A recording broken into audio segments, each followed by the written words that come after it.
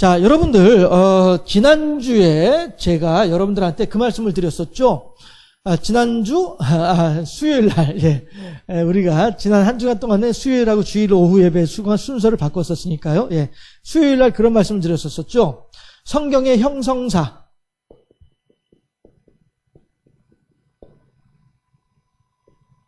예. 성경이 어떤 과정을 거쳐서 만들어졌느냐, 그 역사를 지난 시간에 잠깐 이제 마지막 끝내면서 간략하게 말씀을 드린 적이 있었어요. 그랬을 때에 성경은 첫째 무엇 때문이냐 하면은 전달하기 위해서, 그렇죠? 예, 전달하기 위해서 성경이 필요한 것이었었어요. 예, 구약 성경이든 신약 성경이든 예루살렘이라고 하는 이스라엘 가나안이라고 하는 이 하나님의 권념하시는 땅, 이 땅을 떠난 사람들이 아침에도 예레미야를 통해서 남유다에 멸망했던 내용들을 잠깐 이야기했습니다마는 예루살렘에 혹은 예루살렘이라고 하는 이름으로 대변되어지는 가나안 땅에서 살던 구약 시대의 사람들, 이 사람들이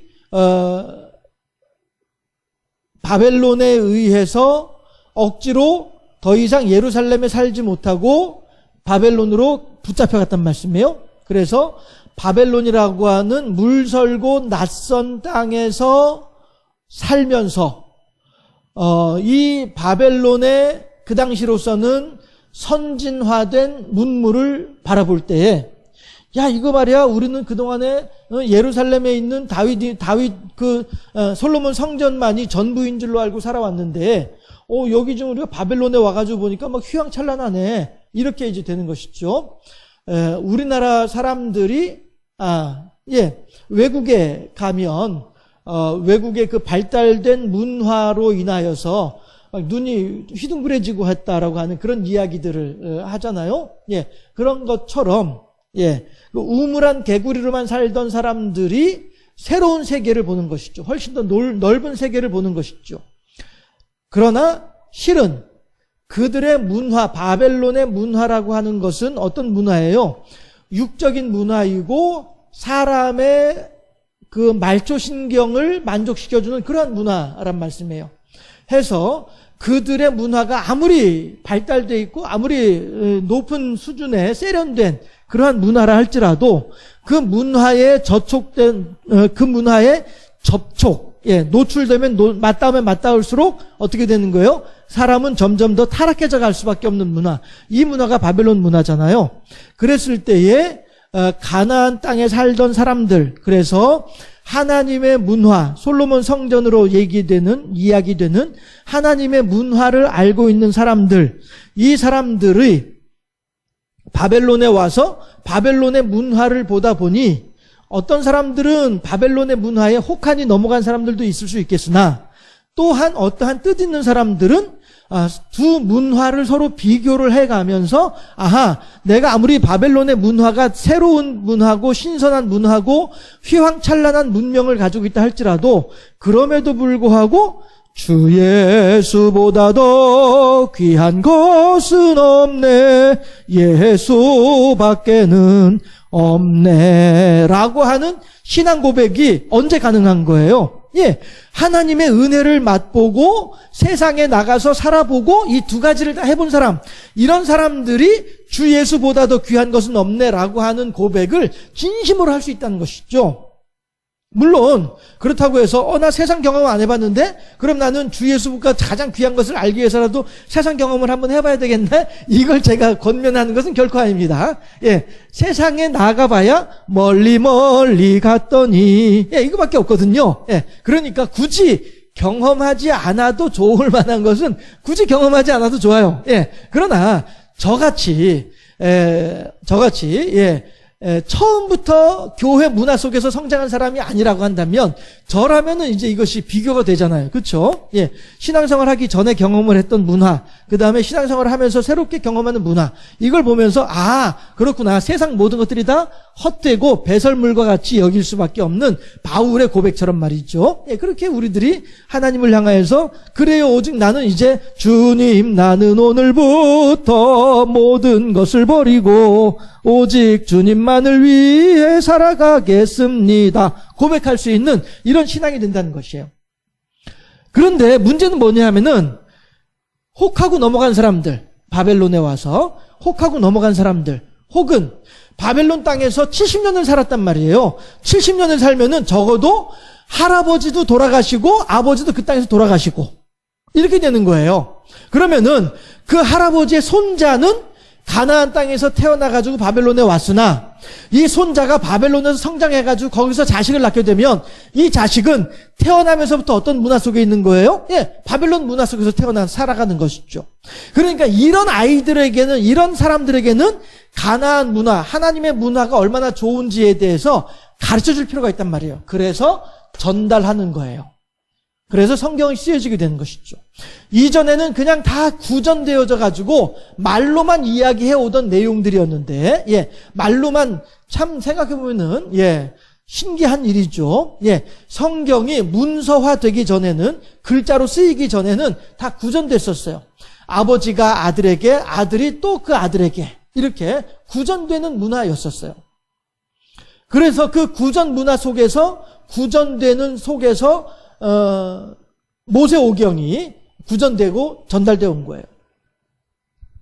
그렇게 하다가 이제 나중에 이렇게 형성사, 글자로 이제 문서화 작업을 하게 되는 것이죠. 전달하기 위해서. 예. 그 다음에 또 두 번째가 뭐였냐 하면은, 지난주에 수요일날 두 번째 했던 이야기가 뭐였었죠? 제가 두 번째가 뭐냐 하면 한순간에 잊어버리고 말았어요. 예. 예.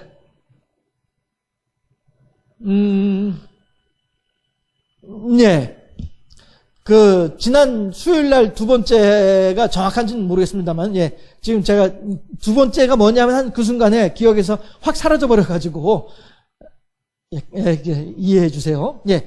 자, 생각해 보게 되면 두 번째는 뭐냐 하면은 결국에는,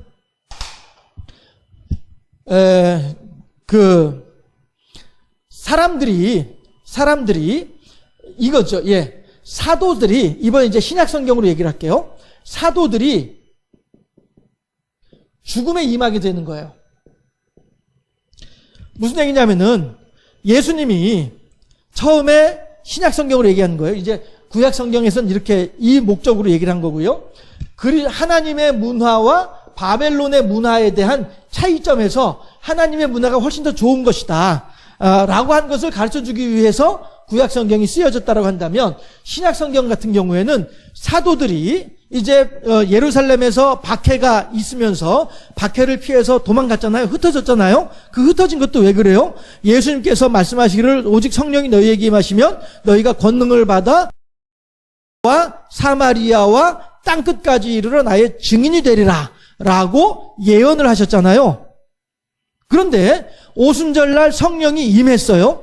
임했으면은 이 제자들이 흩어져야 되는데 온 유대와 사마리아와 땅끝까지 이르러서 증인이 되어야 될 터인데, 예, 이 사람들이 흩어지지 않고 복닥복닥하니 그냥 예루살렘 안에 모여 앉아가지고 자기들끼리 그냥 막 재밌게 지내는 거예요. 예, 이렇게 하니까 거기에 대해서 이들을 흩트리기 위해서라도 하나님께서는, 예, 박해가 이 초기 교회에, 기독교 공동체에 박해가 있을 수밖에 없었다. 이렇게도 해석하는 사람들도 있어요. 어쨌든지 간에 사람들이, 사도들이 이렇게 해서 흩어졌단 말씀이에요. 예, 흩어져가지고 각자 자기의 자리에서 자기의 동네에서 복음을 전하는 일을 했었었는데, 문제는 뭐냐 하면은 이 사람들이 처음에는 문서를 쓸 필요가 없었어요. 예, 문서화할 필요가 없었어요. 왜냐하면 곧 주님 오실 건데 이렇게 사람들은 생각을 했었죠.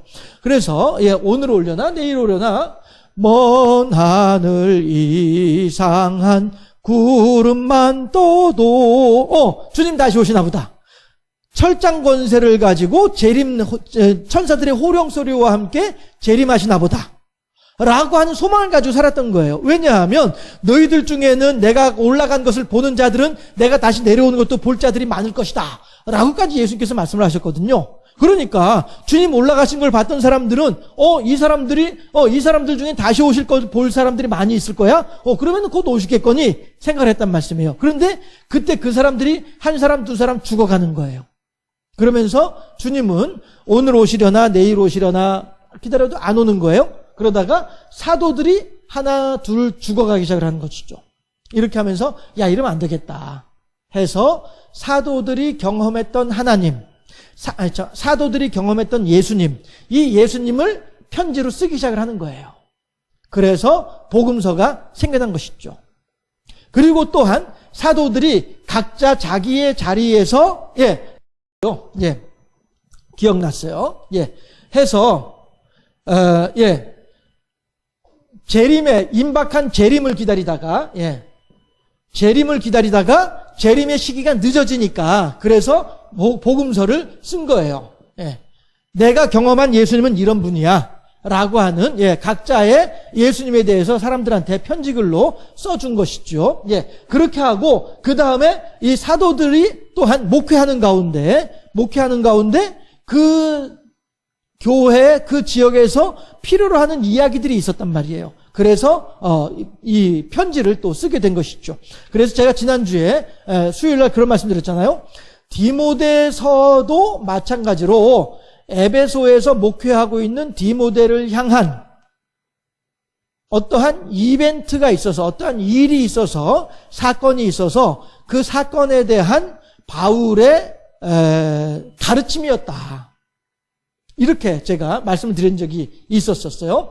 해서 이것 때문에 바울이 무엇 때문에 디모데에게 디모데 전서를 썼는데 디모데 후서를 왜 또 썼는지에 대한 내용을 함께 오늘은 생각해 보기 위해서 지난주에 성경의 형성사를 제가 다시 한번 생각을 해봤어요. 그러면서 제가 잠깐 기억이 깜빡하는 바람에 좀 이제 헷갈렸었는데요.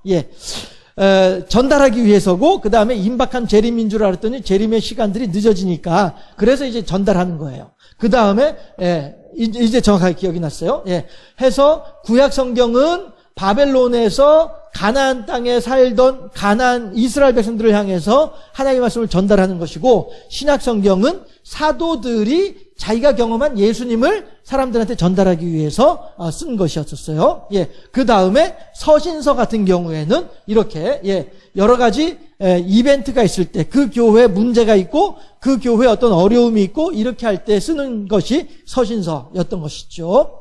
그런 측면에서 바울이 디모데 후서를 쓸 때에도 지난주에도 제가 그래서 이런 내용으로 얘기를 하면서 그런 말씀을 드렸었죠. 바울이 디모데 후서를 쓰게 된 이유가 있다. 왜냐하면 지금 바울은 에베소 교회를 목회하는 디모데가 지금 겪고 있는 일들, 지금 맞닥뜨리고 있는 문제들, 이 문제들에 대해서 바울의 입장에서는 이렇게 조언을 해주고 이렇게 지도를 해줘야 될 필요성을 느꼈기 때문에 그래서 디모데서를 쓴 것이다, 후서를 쓴 것이다 이 말씀 드렸었잖아요. 자, 그랬는데 6절부터 보게 되면은요, 해서 1, 2절은 이제 평상시에 편지들마다 쓰는 인사말이고요. 만추지절에 가네 두루두루 일양 만강하옵시고 뭐 평안하옵시기를 악망하옵나이다 뭐 이렇게 하는 것이죠. 불초소자는 서울에 살고 있으면서도 언제나 고향을 그리워하며 고향의 노모의 평안하심을 기원하옵나이다 뭐 이렇게 하는 것이 이제 편지글의 일상적인 첫 시작하는 편지글의 내용이잖아요. 그런 것처럼 디모데 후서에서도 1, 2절은 그러한 서로를 향해 축복하는 내용의 인사말이고 3절부터 5절까지를 보게 되면 어떤 내용이에요? 내 어머니, 내 할머니 로이스와 내 어머니 유니게로부터 비롯되어진 믿음이 너에게 어떻게 해요? 청결한 양심으로 거짓없는 믿음으로 너에게 자리 잡고 있구나 라고 한 것을 칭찬하는 상대방을 북돋아주는 이런 내용의 글이었었어요. 그런데 그렇게 하면서 그 뒤에 나오는 이야기들, 이것이 이제 요즘 젊은 사람들이 하는 말로 뼈를 때리는, 핵심을 건드리는 그러한 내용의 말이 되는 것이죠. 그것이 오늘 함께 읽었던 6절부터 14절까지의 내용이었단 말씀이에요. 그 내용이 뭡니까? 고난을 받으라는 거예요. 그리스도의 고난에 함께 동참하라라고 하는 거예요. 결국 바울이 지금 디모데가 에베소에서 목회를 하는 일이 쉽지가 않아요. 아니할 말로 교인들이 디모데를 향하여서 그냥 치받고 있다든가 나 말 안 들어, 그럼 안 할래요, 나 싫어요, 안 해요 이러면서 아무튼지 간에 어떤 형태로든지 간에 아무튼 디모데에게 지금 어려운 일이 생겼어요. 힘든 일이 생겼어요. 그래서 어쩌면 지금 전달되지는 않지만은 어쩌면 디모데가 바울에게 편지를 썼을지도 몰라요. 선생님, 혹은 이제 양아버지이니까 믿음으로 난 아들이라고 했으니까 혹은 아버지라고도 했을 수도 있겠고, 아니면은 선배 목사니까 선배님 했을 수도 있고, 아무튼지 간에 호칭은 어떻든지 간에 나 이거 못해 먹겠어요, 나 이거 때려칠래요, 이런 식으로 어쩌면 지금 우리들에게 전해지진 않고 있지만 어쩌면 디모데가 바울에게 그렇게 하소연하는 편지를 썼을런지도 모르죠. 아니면 워낙에 이제 바울은 사방에 눈과 귀가 있는 사람이니까 에베소에서 벌어지는 이 일들을 바울에게 누군가가 와서 자세하게 전달해 주었을 수도 있고요. 어쨌든 바울의 입장에서는 지금 현재 곤란한 곤경에 처해 있는 디모데를 향해서 편지를 쓸 필요를 느꼈던 것이죠. 그래서 디모데 후서를 쓴 거예요. 그렇게 하면서 바울은 첫 번째로 뭐라고 하냐면은 고난을 이야기하고 있어요. 고난을 받아야 돼, 고난에 동참해야 돼 라고 이야기하고 있어요. 고난에 동참하라 라고 이것이 지금 디모데에게 필요한 내용인 거예요. 바울의 입장에서 보았을 때에는 디모데에게 지금 현재 시급한 것은 이 내용인 거예요. 그러니까 디모데야, 너 그리스도의 고난에 함께 동참할 수 있어야 돼, 힘을 내 라고 하는 응원의 편지를 지금 쓰고 있는 거란 말씀이죠. 자, 6절부터 한번 보실게요. 그러므로 내가 나의 안수함으로 내 속에 있는 하나님의 은사를 다시 부릴 듯하게 하기 위하여 너로 생각하게 하노니. 그쵸? 지금 디모데는 현재 내 앞에서 다가오고는 이 커다란 바위돌 때문에 바위돌을 바라보다 보니 디모데는 자기의 속에 어느 만큼의 능력이 있는지를 잠깐 잊어버리고 있는 거예요. 정신이 멍멍해져가지고 잊어버리고 있는 거예요. 마치 제가 여기서 첫 번째 하고 두 번째 하면서 깜빡 잊어버린 것처럼 디모데도 그렇게 지금 현재 눈앞에 벌어지고 있는 일들을 바라보다가 내 안에 어느 만큼의 능력이 있는지를 잠깐 깜빡하고 있는 중인 거예요. 그렇게 했을 때에 바울은 이 말을 함으로써 야, 너의 속에 있는 너의 능력을 다시 한번 기억해내. 너는 이런 거 충분히 감당할 수 있잖아 라고 얘기를 하고 있는 거예요. 6절 말씀이 해서 그러므로 내가 나의 안수함으로 내 속에 있는 하나님의 은사를 다시 부릴 듯하게 하기 위하여 너로 생각하게 하노니 라고 하는 것이죠. 내가 너한테 직접 찾아가서 안수할 수는 없지만은 내가 그런 것과 같은 역할, 그런 것과 같은 기능을 할 수 있도록 내가 너한테 너의 기억을 다시 한번 북돋아 일으켜 줄게, 이런 의미가 되는 것이죠. 7절 하나님이 우리에게 주신 것은 두려워하는 마음이 아니요 오직 능력과 사랑과 절제하는 마음이다. 짐이 무거우냐 홀로 지고 가기에 험한 데로 갈까 두렵지는 않느냐. 내가 기억해야 할 것은 예수께 가면 주 내게 오시리. 이거죠. 7절에서 그 얘기를 하고 있는 거예요. 우리들이 하나님이 우리에게 주신 것은 두려워하는 마음이 아니라는 거예요. 현재 내 앞에 벌어지고 있는 이 일들 때문에 내가 정신이 혼미해져가지고 막 털썩 주저앉을 정도로 그렇게 낙심하고 절망하고 할 것이 아니란 거예요. 눈에 보이는 것은 허상이요 실상은 어디에 있어요? 내 안에서 약동하고 있는 하나님의 능력이 실상이란 말이에요. 그렇죠? 그러니까 예수님께서도 능히 생명을 빼앗지 못하는 자를 두려워할 것이 아니라 너의 생명을 빼앗을 수 있는 그를 두려워하라라고 예수님께서도 말씀하시잖아요. 마귀는 나를 건드리기는 건드리되 내 생명을 빼앗지는 못하는 거예요. 내 생명은 누구의 것이에요? 하나님의 것이니까. 욥기를 보면 알잖아요. 욥기에서도 분명히 욥기 1장 2장에서 하는 이야기가 뭐예요?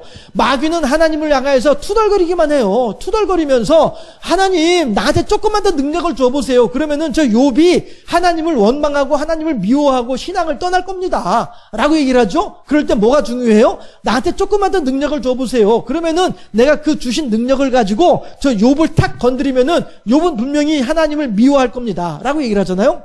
그러니까 하나님께서 뭐라고요? 그래? 그러면 우선 내가 너에게 능력을 주는데 어느 만큼을 줘요? 그의 환경, 자식들과 재산들에만 건드릴 수 있도록 권능을 주는 거예요. 그러면서 뭐라고 말씀하세요? 그의 몸은 건드리지 말아라 라고 말씀을 하시죠. 그러니까 마귀가 예 하고 나가 한꺼번에 다 죽게 만들고, 그 다음에 재산들 한꺼번에 다 날아가게 만들고 이렇게 하잖아요. 그리고 난 뒤에 쫓아와가지고서도 이거 하나님 보세요, 자기가 아직 숨 쉴 수 있는 여유가 있으니까, 자기 몸은 건강하니까, 그러니까 하나님한테 그렇게 꼿꼿하게 하나님 믿는다라고 하고 있는 거예요. 그런데 만약에 그의 몸을 쳐서 그의 몸에 병이 나게 해보세요. 그럼 분명히 하나님을 원망할 겁니다 라고 얘기를 하죠. 그랬더니 하나님 뭐라고 말씀하세요? 오냐, 그래, 가서 내가 허락할 테니까 욥의 몸도 쳐봐라. 그러나 그의 생명은 건드리지 말아라. 이게 하나님이잖아요. 마귀는 하나님께서 주시는 만큼만 행사할 수 있어요. 예수님께서 그래서 하신 말씀이 생명을 능히 거두어가지 못하는 자를 두려워할 것이 아니라 생명을 거두어갈 수 있는 그를 두려워하라고 하잖아요. 그러니 제가 방금 전에 6절 설명에서 뭐라고 말씀드렸어요? 앞에 벌어지는 문제는 허상이에요. 실상은 내 안에 약동하는 하나님의 능력, 성령의 능력이 실상이라니까요. 그러니까 7절에서도 그 얘기를 하잖아요. 하나님이 우리에게 주신 것은 두려워하는 마음이 아니라는 거예요. 현재 내 앞에 벌어진 일들 때문에 두려워하지 말아라. 어떤 마음을 가지고 있어야 돼요? 오직 능력과 사랑과 절제하는 마음이란 거예요. 이것이 하나님께서 우리들에게 주신 마음이다. 능력과 사랑과 절제하는 마음. 이것을 가지고 디모데야, 현재 에베소 교회에서 벌어지고 있는 일들, 혹은 에베소 교회의 사람들 때문에 당하고 있는 너의 스트레스, 이런 것들에 대해서 능히 이겨야 하지 않겠느냐라고 권면을 하고 있는 거예요. 고난에 동참하라고 하면서 능히 그것을 감당하라라고 지금 바울은 디모데에게 권면하고 있는 거예요. 가르치고 있는 것이죠. 8절 볼까요? 그러므로 너는 내가 우리 주를 증언함과 또는 주를 위하여 갇힌 자 된 나를 부끄러워하지 말래요. 뭐를 부끄러워하지 말라는 거예요? 하나님을 증거하는 일을 부끄러워하지 말고, 또한 하나님을 증거하는 것 때문에 감옥에 갇혀 있는 것을 부끄러워하지 말라는 거예요. 결국 우리들은 감옥살이를 한다라고 하는 사실은, 감옥에 들어갔다라고 하는 그 자체만으로도 우리들은 부끄러워하기에 충분한 일이잖아요. 그렇죠? 그런데 그것은 세상의 기준으로 보았을 땐 그렇다라고 하는 것이에요. 그런데 우리들이 하나님의 영광을 위하여서 수고하고 헌신하는 가운데 만나는 일들, 그 일들은 도리어 우리들한테는 세상 사람들을 향해서 부끄러워할 만한 것이 결코 아니다. 도리어 자랑스러운 일이다라고 얘기를 하는 것이죠. 잠깐 정치권의 얘기를 한번 해볼까요?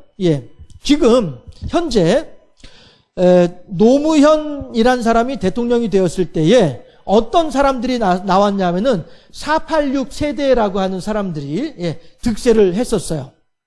이 486 세대들은 어떤 사람들이냐면은 40대이고 80년대에 대학교를 다녔던 사람들. 이런 80 아무튼 그런 세대의 사람들이 신흥 정치 세력으로 막 성장을 했었어요. 노무현 대통령 때. 그랬다가 이 사람들이 다 몰락을 하죠.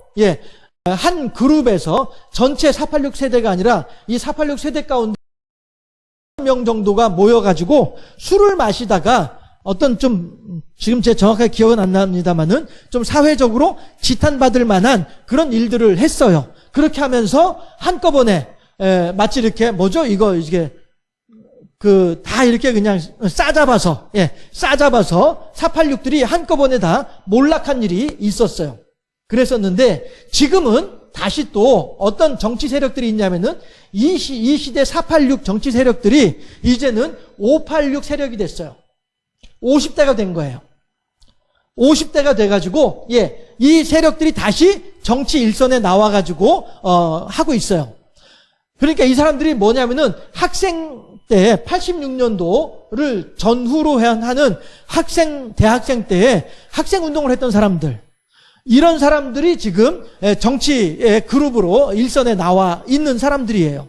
주로 이 사람들이 어디 있냐면은 현재 여당에 있어요. 현재 여당에, 현재 야당에 있는 사람들은 아니고요. 여당에 주로 이 사람들이 있는데, 이 사람들이 그럼 과연 정치를 잘하고 있느냐 하게 되면은 못해요. 이 사람들이 현재 민주당의 주축을 맡고 있는 사람들인데 이 사람들이 정치를 제대로 못해요. 그런데 이 사람들이 그럼에도 불구하고 지금 현재 민주당을 휘어잡고 있어요. 무엇 때문에 휘어잡고 있냐면요, 학생운동했다고 하는 것 때문에. 학생운동을 했다라고 하는 이 이력 때문에, 이 이력을 가지고서 지금 80년대에 했던 학생운동을 갖다가 2020년인데 지금 40년 전 일인데도 불구하고 지금도 여전히 나 그때 학생운동을 했던 사람이야, 내가 그때 얼마나 열심히 한 줄 알아? 너희들은 그때 뭐 했어? 편안하게 놀고 먹었지? 이렇게 하면서 이제 민주당 내에서 행세하려고 하는 사람들이 있어요.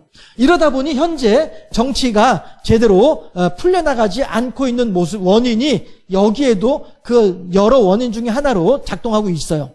그런데 이 사람들이 학생운동을 할 당시에는 어떤 얘기를 들었냐면요, 제가 이 내용은 여러분들한테 여러 번 말씀드렸었는데, 왜냐하면 이때 학생운동 하던 사람들이 다 저의 1, 2년 선배고 저의 2, 3년 후배고 이런 사람들이에요. 저도 그러니까 학생운동 하던 그 시대에 같이 있던 사람이었었거든요. 그런데 저는 이제 그 당시에는 이방인으로 있었죠. 한 걸음 뒤로 물러나가지고 그들은 나라와 민족을 위해서 고민을 할 때 저는 저 개인의 문제 가지고서 고민을 하고 있을 때여가지고 늘 이제 저는 이 사람들을 향하여서는 좀 그 당시에는 아니었으나 이 나이 들어가지고서는 좀 어떤 빚진 자의 마음을 가지고 있기는 해요. 저도. 대신에 제 친구들이 학생운동을 다들 하고 있었기 때문에 이 내용들을 어느 정도는 알고 있죠. 저도 그래서 명동성당에 가가지고 매판자본 그 경제 교육도 받기도 하고 이렇게 했었어요. 미제국주의의 자본주의를 어떻게 배격해야 되는지 이런 거 강의하고 한 그런 내용들 가서 듣기도 하고 했었거든요. 그런데 이들이 학생운동을 할 당시에는 교회 목사님들이 뭐라고 얘기를 했냐면은 학생운동하는 놈들은 다 빨갱이들이야, 다 마귀 새끼들이야. 실제로 설교하면서 그랬었어요. 목사님들이 학생운동하는 놈들은 다 빨갱이들이고 마귀 새끼들이야, 하나님 뜻에 어긋나는 일들이야, 이렇게 설교를 했었다고요. 이렇게 하니까 월요일부터 토요일까지는 전경들 피해서 도망다니면서 데모하고 다니고 이렇게 하던 사람들이 주일날 교회 와가지고 좀 편안하게 앉아서 하나님께 내 힘든 심정들을 좀 내어놓고 하나님 저를 좀 위로해 주시고 이 끝날 줄 모르는 이 싸움을 어떻게 하면 좋겠습니까? 그때 제 친구는 그런 얘기 했었거든요. 제가 그랬었어요. 친구한테. 야, 너희들 지금 아무리 그렇게 해봐야 그 바위에 계란으로 바위치기 아니냐? 이렇게 제가 얘기를 했더니 그 친구가 뭐라고 저한테 얘기를 했냐면은, 야, 그래도 아무리 그 계란으로 바위치기를 할지라도 한 10,000년 정도 지나면은 그 바위가 깨지지 않겠어? 이렇게 얘기를 하더라고요. 그런데 제가 그때 그 말을 들으면서 밤중에 한양대학교 캠퍼스에서 그 가로등 아래에서 이제 그 얘기를 이렇게 했었었는데, 그렇게 말을 하는데 그 녀석 얼굴이 정말로 진지하더라고요. 그 얼굴 표정이 지금도 제가 이렇게 어렴풋하게 기억이 나거든요. 그때 그 얼굴 표정, 옆모습을 이렇게 봤는데 10,000년이 지나더라도 10,000년 동안 계란을 던지게 되면 결국엔 바위 깨지지 않겠어? 이렇게 얘기를 하더라고요. 그때 전두환 있을 때였잖아요. 네. 그 당시에 학생운동하는 사람들은 다 빨갱이들이었고요. 그 당시 학생운동하는 사람들은 교회 안에서 마귀 자식들이었었어요. 그래서 이 사람들이 더 이상 교회에 있지 못하고 어디로 갔냐면은 성당으로 간 거예요. 천주교 성당으로 간 거예요. 그래서 천주교 성당에서 자리 잡은 사람들이 지금 이제 현재 천주교 세력이 급격하게 성장하는 원인 중에 하나가 됐던 거였었죠. 그 당시에 천주교에서는 뭐라고 얘기를 했어요? 정의구현 사제단 해가지고 신부들이 십자가 들고서, 큰 십자가 들고서 데모하는 학생들보다 앞장서가지고 행진하고 이렇게 했었잖아요. 이러니까 이 수고하고 무거운 짐진 자들아 다 내게로 오라, 내가 너희를 편히 쉬게 하리라라고 하는 그 쉼을 어디서 얻었냐면은 천주교 성당에서 얻은 거예요. 교회에서 얻은 것이 아니고. 그런 일들이 있었어요. 해서 그 당시에 학생운동하는 사람들은 다 북구 사람들이고 집안 망신시키는 사람들이고요. 실제로 폐가 망신당하고 이러잖아요. 그 당시 학생운동했다라고 하는 것 때문에 빨간 줄 그어지고 그러면은 어디 시험 보면은 떨어지는 거죠. 아무리 우수한 성적이 있다 할지라도 떨어지는 거예요. 왜? 그 당시에는 저기 국정원, 그쵸? 안기분이 뭐 이런 데에서 사찰하고 다녔었잖아요. 해가지고 만약에 홍길동이가 학생운동을 했어. 그러다가 이제 학교 졸업하고서 학생운동 그만두고 이제 취업을 하려고 해. 그래가지고 홍길동이가 A그룹에 지원을 했어. 그러니까 A그룹에서는 홍길동이를 보니까 성적이 참 좋아. 그래서 얘를 합격시키려고 해. 그런데 합격자 발표 나기 전날 국정원에서 전화를 하는 거예요. A그룹에다가 여보시오. 당신네 회사에 지금 저기 홍길동이가 지원했지? 했는데요. 어떻게 했었어? 합격했는데요. 걔 떨어뜨려. 이러면은 A그룹에서는 국정원에서 전화해가지고선 걔 떨어뜨려, 홍길동이 떨어뜨려라고 하는데 싫은데요. 얘 채용할 건데요. 말 못하는 거예요. 그 시대에는. 알잖아요. 사각의 짝으로 청와대에다가 돈 집어넣고 뇌물 밀어넣고 할 그런 때였잖아요. 그러니 회사 그룹에서는 아무리 좋은 인재라 할지라도 국정원이나 안기부에서 전화 오면은 합격 못 시키는 거예요. 그렇게 살았었어요. 학생운동했다라고 하는 그 하나만으로도 전혀 뭐 인간다운 삶을 살 수 없는 그런 시대가 있었어요. 그러한 시대를 거쳐오다 보니 그 당시에는 학생운동하는 것이 부끄러운 일이었는데, 그런데 지금 2020년이 돼가지고서는 그 당시에 학생운동했던 것이 지금은 뭐예요? 자랑거리가 되는 거예요. 자랑거리가 돼가지고 민주당 내에서 야, 너 학생운동하지도 않은 놈이 무슨 말이야? 당내에서 무슨 큰 소리 치려고 하고 있어? 우리는 학생운동했던 사람들이야. 너희들 오늘 누리고 있는 자유가 우리들의 친구들이 피땀 흘려가지고 목숨 버려가면서 쟁취한 자유야. 너희들은 꼼짝 말고 아무 소리 하지 말어. 우리가 한 대로 해. 이런 식으로 행세하는 자랑거리가 됐다는 말씀이에요. 시대가 바뀌니까. 제가 이 이야기를 하는 것은 왜냐하면 여러분들이 잠깐 잠도 깰 겸 오늘 본문으로 다시 들어올게요. 8절에서 그러므로 너는 내가 우리 주를 증언함과 또는 주를 위하여 갇힌 자 된 나를 부끄러워하지 말라. 그쵸? 지금 586 정치인들이 80년대 학생운동했던 일을 그 당시에는 숨어 다녀야만 했고, 그 당시에는 피해 다녀야만 했고, 그 당시에는 감추었어야만 했던 일들이었는데 지금은 도리어 자랑거리가 되고 당당하게 나를 드러내는 소재가 되고 있잖아요. 왜 그렇습니까? 시대가 바뀌었기 때문에 그래요. 그 말씀 드렸잖아요. 그 시대에는 학생운동이 부끄러울 수밖에 없는 시대였으나 지금은 도리어 학생운동이 자랑스러운 시대가 됐기 때문에 그렇다라고 하는 거예요. 그런데 바울은 하나님을 위하여, 하나님의 영광을 위하여서 수고하고 헌신하는 그 일은 시대가 바뀐다 할지라도 부끄러워하거나 감출 일이 결코 아니다라고 하는 것을 얘기하는 거예요. 사실 학생운동 하던 사람들도 그 당시에도 내가 취업이 안 되고 그래가지고 그건 넘어갑시다. 어쨌든지 간에 그 당시에 그렇게 여러 가지로 사회적으로 불리한 상황에 처하면서도 불구하고 어떻게 됩니까? 내가 학생운동했다라고 한 사실에 대해서 필요에 따라서 감출 수는 있을지언정 스스로가 학생운동한 것을 부끄러워하는 사람들이 있었다고 한다면 그 사람들은 이제 변절자가 됐었겠죠. 지금까지도 민주당 내에 남아있는 이 사람들, 그래서 내가 예전에 학생운동했던 사람이야 라고 자랑하는 사람들, 이런 사람들은 이 어두웠던 시절에도 자기의 학생운동 이력에 대해서만큼은 나름대로 자부심을 가졌던 사람들이다라고도 이야기할 수 있겠죠. 그런데 이거는 세상의 기준에 따라서 달라지는 생각이에요. 그러나 하나님을 향하여서는, 하나님과 연관되어져서는 세상의 기준과 같지 아니하게 어느 시대에나 어느 사람들 앞에서나 하나님을 믿는 믿음, 그리고 하나님을 향한 헌신, 하나님을 향한 수고, 이거에 대해서는 부끄러운 일이 아니라는 것이죠. 부끄러워할 일이 아니고 부끄러운 일이 아니다라고 하는 것이죠. 사실 감옥에 갇힐 때에, 감옥에 들어갈 때에 내가 누군가를 때리고 누군가의 물건을 훔치고 누군가를 사기를 쳐가지고 그래서 감옥에 들어가면은 이건 정말로 감옥살이 한 것이 부끄러운 일이 되는 것이죠. 그러나 대의가 있어서 내 개인적인 욕심이 아니라 나라와 민족을 위해서, 독재 정권을 타도하기 위해서, 아니면은 하나님의 영광을 위해서 그렇게 내가 감옥에 들어가게 된다? 이것에 대해서는 부끄러워할 일이 아니다라고 가르치고 있는 것이죠. 요즘 우리 시대에도 그렇게 하나님의 대의를 위해서 감옥에 들어간 것을 부끄러워하지 않는 사람들이 있죠. 어떤 사람들이에요? 여호와의 증인들. 여호와의 증인들은 감옥에 들어간 것을 부끄러워하지 않아요. 그럼 이 사람들이 왜 감옥에 들어갑니까? 집총 거부. 집총 거부란 말이 무슨 얘기예요? 군사 훈련을 받는 것을 거부하는 것이 집총 거부예요.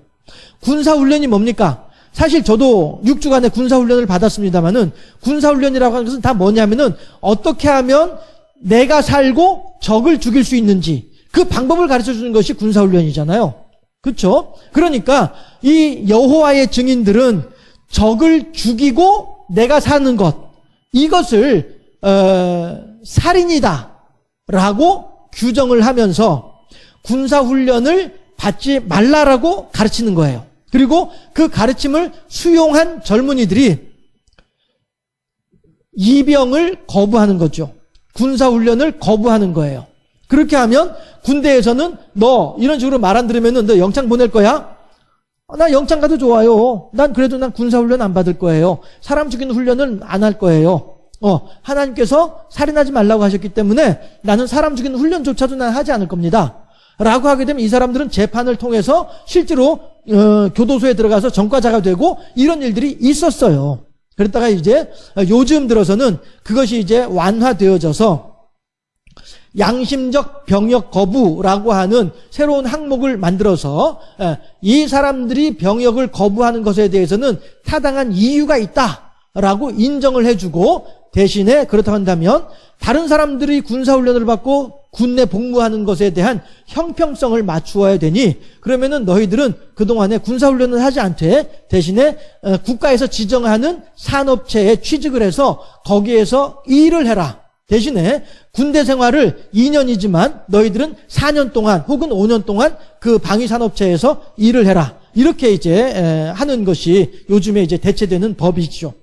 근데 자, 보세요. 저는 여호와의 증인들이 주장하는 것이 옳다라고 얘기를 하는 것이 아니에요. 여호와의 증인들은 집총 거부를 통해서 교도소에 징역살이를 하고 호적에 빨간 줄이 그어지고 하는 거에 대해서 부끄러워하지 않는다는 거예요. 여호와의 증인들은. 그걸 전 말씀드리고 싶은 거예요. 우리들도 마찬가지로 그 사람들처럼 이렇게 극단적으로, 사실 이 하나님께서는 우리 사람들에게 뭐라고 말씀하시냐면은 발은 땅에 붙이고 살고 있되 눈은 하늘을 바라보고 살아라 라고 가르치고 있단 말씀이에요. 그래서 예수 믿는 사람들은 땅의 질서도 지키면서, 땅의 질서를 무시하라는 것이 아니고요, 땅의 질서를 지키면서 거기에 덤으로 하나 더해서 하늘의 질서도 지켜야 되는 거예요. 안 믿는 사람들은 하늘의 질서 상관없이 땅의 질서만 가지고 살면 돼요. 그러니까 안 믿는 사람들은 캐세라 세라 하면서 살아가는 거란 말씀이에요. 그러나 예수를 믿는 사람들은 그들처럼 땅의 질서를 지키면서도 또한 하늘의 질서도 같이 지켜야 되는 거예요. 그래서 캐세라 세라 하는 사람들은 마음대로 땅의 질서를 따라서 마음대로 살고 있지만, 예수 믿는 사람들은 땅의 질서 속에서 최소한의 것만을 지키고 나머지 것으로 하늘의 질서를 지키려고 힘쓰고 애쓰는 사람들, 이런 사람들이 고난에 동참하는 사람들이란 말이에요. 하나님의 법칙을 알지 못하는 사람들, 하나님의 뜻을 알지 못하는 사람들, 하늘의 질서를 알지 못하는 사람들은 그저 자기 마음대로 살아가는 거예요.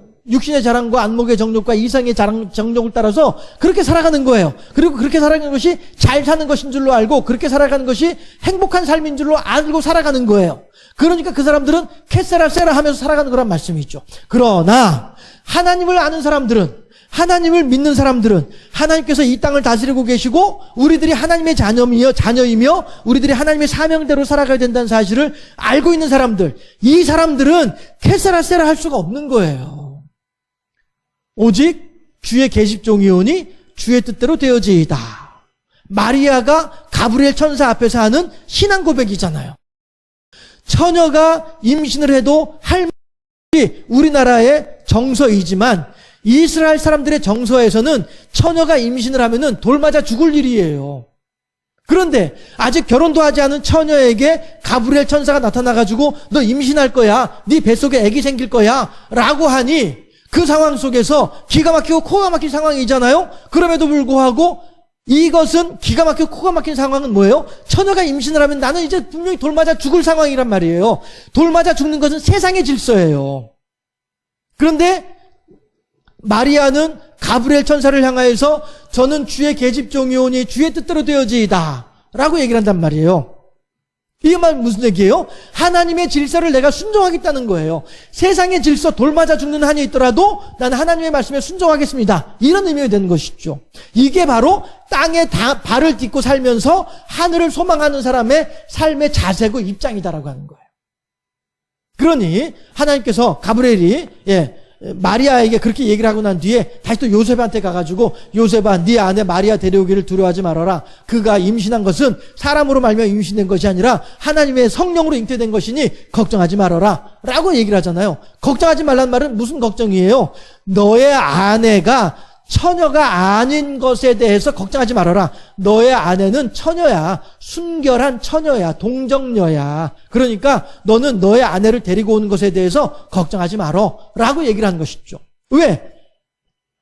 내가 지금 총각인데, 하나님의 율법에 의하면은 총각인데 내가 결혼을 할 때에는 남의 아내와 결혼을 하면 안 되잖아요. 남의 아내는 어떤 아내예요? 임신을 하고 있으니 남의 아내인 것으로 생각을 할 수밖에 없어요. 그러니 요셉의 입장에서는 가만있어 보자. 나는 총각인데 지금 저 여인이 임신을 했어? 그럼 무엇인가 사실혼 관계에는 어떤 남자가 있을 것 아니야? 그럼 그 남자가 실질적인 남편인데 그러면은 남편 있는 여인을 내가 어떻게 데리고 와서 나의 아내로 삼을 수 있겠어? 그러니까 가만히 끊고자 하는 거예요. 자, 너와 나와의 관계는 여기까지인가 보다. 네가 나보다 더 사랑하는 남자가 있으니, 그래서 그 남자의 아기를 잉태하고 있으니 너는 너의 사랑하는 남자와 이제 행복하게 살아라. 나는 너 말고 다른 사람을 한번 찾아보마. 이렇게 하는 것이 요셉의 그 순간의 마음이었거든요. 그런데 가브리엘이 그 마음을 알고 있으니까 찾아가가지고 네 아내 마리아 데려오기를 두려워하지 말아라. 그는 처녀야. 그는 순결한 여인이야. 아니 천사님, 임신했잖아요. 임신했다는 것은 어떤 실것 아닙니까? 아마도 그렇게 물어봤겠죠. 성경에는 안 나와 있으나. 그러니까 가브리엘이 하는 말이 아니야. 너희 아내 마리아가 임신한 것은 사람으로 인해서 임신한 것이 아니라 하나님의 성령에 의해서 임신한 것이야 라고 가르쳐 주잖아요. 그러니까 요셉이 그래요? 그러면은 남편이 없네. 하나님의 그렇군요. 그러면은 사람 사이엔 남편이 없는 거네요. 알았어요. 그럼 뭐 제가 같이 결혼하는데 아무 문제가 없겠네요. 이렇게 되는 것이죠. 요셉은 철저하게 율법을 준행하는 사람이었으니까. 그 당시에 율법을 그렇게 하나님의 뜻대로 살려고 했던 사람이었으니까 그렇게 해서 요셉이 마리아를 데리고 왔으나 결혼식을 했으나 성경에 그 말이 나오잖아요. 해산할 때까지 동침하지 아니하였더라. 그렇죠? 해산할 때까지 동침하지 아니하였더라 라고 얘기를 하잖아요. 그렇죠? 왜? 지금 이 뱃속의 아기는 나의 아기가 아니고 하나님의 아기이잖아요. 그러니 하나님의 아기를 잉태하고 있는 여인을 내가 남편이다라고 해서 그 여인에게 남편의 역할을 하려고 하는 것은 스스로가 절제하고 있는 것이죠. 이것은 뭐예요? 하나님을 하나님으로 존중하는 거예요. 그리고 지금 세상의 질서를 무릅쓰고서라도 하나님의 질서에 순종하고자 하는 마리아의 그 숭고한 뜻을 존중해주고 있는 요셉의 마음인 거예요. 너무나도 아름다운 장면인 것이죠. 물론 그렇게 해서 마리아가 예수님을 해산하고 난 뒤에는 그 다음에는 이제 뭐 이래저래 해가지고 요셉과 마리아 사이에서 자녀들이 태어나는 것이죠. 해서 예수님의 동생들이 태어나는 것이죠. 어쨌든 그리스도인이라고 한다면은 이 두 가지의 질서 속에서 살아야 되는 것이에요. 두 가지의 질서 속에서 세상의 질서와 하늘의 질서. 그래서 세상의 질서를 무시하는 것이 아니라 하늘의 질서를 더욱더 소중하게 여길 줄 아는 이 마음으로 살아야 되는 것이죠. 시간이 다 돼가지고 더 나갈 것은 아니고요. 아까 했던 것에 연관돼서 하나만 더 설명을 해드리자면은 제가 구약 성경을 쓸 때에 바벨론의 문화와 예루살렘의 하나님의 문화를 이야기한 적이 있었잖아요. 그렇죠? 이때에도 마찬가지로 바벨론에 발을 붙이고 살면서도 하나님께서 70년이 되면은 예루살렘으로 가나안 땅으로 다시 돌아가게 해주신다라고 하셨다라고 하는 이 약 잊지 않고 살아야 되는 것이죠. 바벨론에 살면서도. 이것이 바로 뭐예요? 하늘의 질서와 세상의 질서를 가지고서 같이 그 사이에서 살아가는 사람의 건강한 삶의 모습인 거예요. 바벨론에 살면서도 하나님의 약속을 잊지 아니하고 살아가는 사람들. 실제로 그렇게 해서 70년, 예레미야는 70년이라고 얘기를 했으나 역사적으로 보게 되면은 56년 만에 다시 돌아오게 되거든요. 56년 하더라도 30년을 한 세대로 잡으면은 할아버지는 돌아가셨어요. 할아버지 돌아가셨고 나이 많은 아버지도 돌아가신 상황이에요. 그리고 적어도 56년이면은요. 55세 된 사람은 바벨론에서 태어난 사람들이에요. 그러면은 이 사람들이 실제로 56년이 되어져 가지고 임금이 자 이제 다들 자기 고향으로 가고 싶은 사람들은 돌아가서 너희들의 나라에서 너희들의 신을 섬기면서 이 나라, 이 왕과 나의 왕의 후손들을 위해서 번성할 것을 위해서 기도해. 그러면서 빨리 너희들 고향으로 돌아가라고 왕이 칙령을 내리잖아요. 그렇게 해서 짐 싸서 바벨론을 떠나가지고 예루살렘으로 온 사람들, 이 사람들이 예루살렘에서 바벨론으로 갔다가 이 유대인들, 바벨론에 살고 있었던 유대인들, 그쵸? 예루살렘에서 바벨론으로 붙잡혀갔던 유대인들, 이 유대인들과 그리고 이들의 후손들, 이 모든 후손들이 다 예루살렘으로 다시 돌아왔느냐? 아니에요.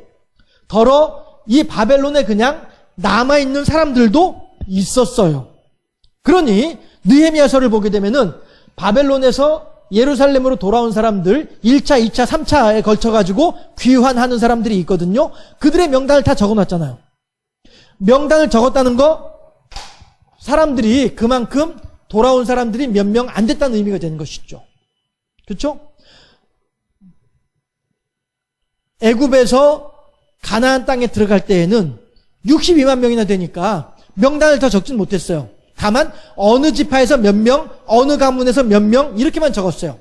그랬는데 느헤미야 때에는 바벨론에서 예루살렘으로 돌아올 때에는 누구 이름을 다 적었어요. 그 말은 바벨론으로 끌려갔던 사람들 중에서 많은 숫자가 예루살렘으로 돌아오지 않고 그냥 바벨론에 남아있었던 사람들이었더라. 몇 명만 돌아왔더라. 지금 제 기억에 몇백 명이었던 것 같은데, 아무튼 간에 해서 돌아왔더라. 그 사람들만 돌아온 거예요. 그럼 그 사람들은 어떤 사람들이에요? 바벨론에 살면서도 하나님의 약속을 잊지 아니하고 바벨론에서 태어났음에도 불구하고 나의 본향은 예루살렘이라는 사실을, 가나안이라는 사실을 잊지 않고 살았던 사람들이었던 것이죠. 이런 사람들이 그리스도의 고난에 동참하는 사람들이 되는 것이에요. 세상의 질서와 하늘의 질서가 있습니다. 그런데 세상의 질서 속에서는 감옥살이 하는 것이 부끄러운 일이지만은 하나님의 질서에서는 감옥살이 하는 것이 결코 부끄러운 일이 아니게 되는 거예요. 그리스도의 고난에 동참하는 것이 결코 부끄러운 일이 아니게 되는 것이다.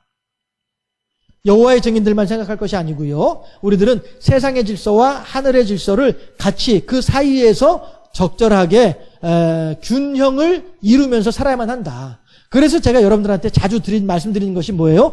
예수 믿고 천국 가기는 정말로 쉽지만 이 세상에서 이 땅에 살면서 예수를 잘 믿기는 너무너무 이 두 질서 사이에서 적절하게 줄다리기를 그 균형 잡기를 잘 해야만 하기 때문에 그러니 우리들은 어떻게 해요? 매 순간마다 이것이 하나님의 뜻인가요? 이것이 하나님께서 원하신 일일까요? 하나님이라면 어떻게 하실까요? 질문해가면서 어떻게 해서든 내가 세상 유지지 아니하고 하나님의 질서대로 살아가기 위해서 힘쓰고 애써야 되는 이유가 여기에 있는 거예요. 우리들의 마음 가운데 찾아와서 우리로 하여금 넘어지게 하고 우리로 하여금 쓰러지게 해서 하나님의 질서가 아니라 세상의 질서대로 살아가도록 우리들을 그렇게 그러니까 이쪽으로 넘어오도록 이쪽으로 완전히 넘어지도록 그렇게 우리들을 날마다 유혹을 하고 꿰어내고 이렇게 하는 게 마귀이거든요. 그러니 우리들은 이 중간에 경계를 잘 세워가지고 세상으로도 넘어지지도 아니하고 그렇다고 해서 세상을 떠나서 하나님의 질서대로 넘어지는 순간은 어떤 순간이에요? 우리가 죽는 순간이거든요. 그러니까 죽기 직전까지는 이 둘 사이에서 균형을 잡으면서 살아야 되는 거예요. 이게 기독교인의 모습이에요. 그러니까 고난이 되는 것이죠. 하나님 뜻대로 살기 위해서 하려고 하다 보니 14절까지 다 가진 못하고요. 바울이 디모데에게 말하는 고난의 의미가 무엇인지, 고난의 개념이 무엇인지 여기까지만 우선 좀 생각을 해보았습니다. 어쨌든 우리들은요 이 세상을 살면서 하나님의 영광을 위해서 하나님께 수고하고 헌신하기 위해서 어떤 일을 만나는지 그 일들에 대해서는 우리들이 아이고 하나님이 나한테 무슨 억하심정이 있어가지고 나한테 이렇게 할 것이 아니고 내가 이만한 고난을 당할 만큼 감당해낼 수 있을 것이라고 하나님께서 나의 능력을 인정해 주시는구나 라고 생각을 하면서 기뻐하며 고난에 동참할 수 있기를. 누가 그랬어요? 베드로와 요셉과 요한이 그렇게 얘기를 했었잖아요. 그리스도의 이름을 전할 때에 사내들인 공회에 붙잡혀 들어가서 매를 맞죠. 그리고서는 너희들이 다시는 이 이름을 증거하지 말아라. 알았지? 한번 봐줄 테니까 나가. 이렇게 해서 이제 나왔단 말이에요. 그런데 나오면서 이 세 제자들이 뭐라고 해요?